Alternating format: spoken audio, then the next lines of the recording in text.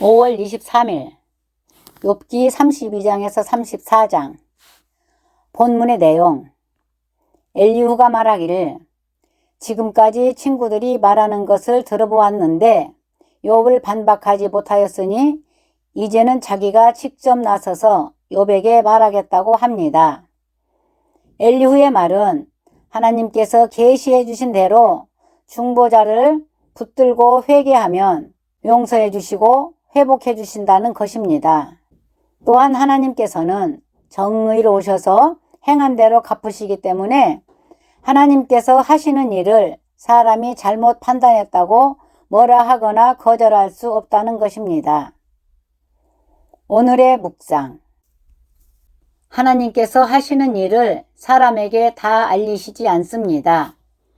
그러니 우리는 하나님께서 이루시려는 뜻이 무엇인지를 모두 알 수가 없습니다. 제자들에게 풍랑을 만나게 하셔서 그 일을 통해 그들에게 믿음 없음을 깨닫게 하시려는 것이지만 그 뜻을 모르니 그저 풍랑 속에서 두려워할 뿐입니다. 그러다가 일이 되어진 결과를 볼 때에 하나님의 뜻을 어느 정도 알게 됩니다.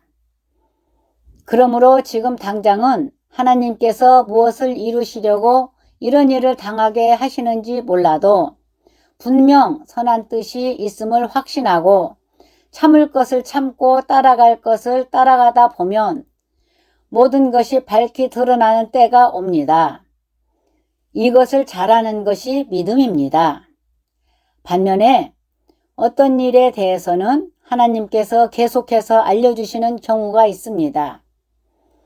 발람이 모압에 갈 때 하나님께서는 그 길을 옳지 않음을 계속 알려주셨습니다. 그러나 사람은 무관심합니다.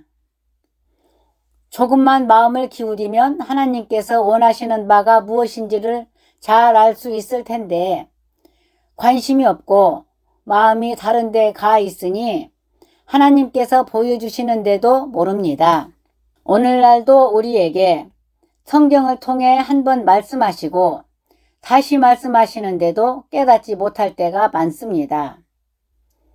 우리의 마음이 욕심으로 기울여져 있고 다른 데 가 있으니 하나님의 말씀을 들으려고 말씀의 성취를 보여주셔도 깨닫지를 못하는 것입니다. 하나님께서 자신의 뜻을 가르쳐 주시는 이유는 우리의 잘못된 행실을 버리게 하시려는 것입니다. 하나님께서 원치 아니하시는 행실, 죄를 버리고 하나님께서 하라고 가르쳐 주시는 일들, 의를 행하게끔 하시려고 하나님의 뜻을 가르쳐 주십니다. 가르쳐 주시지 않으면 우리는 무엇이 하나님께서 원하시는 일이고 무엇이 원치 아니하시는 일인지 알 수 없습니다. 그러므로 하나님께서 자신의 뜻을 가르쳐 주셔서 우리의 옳지 않은 행실을 버리고 이제는 하나님께 온전히 순종하며 겸손히 살도록 하십니다.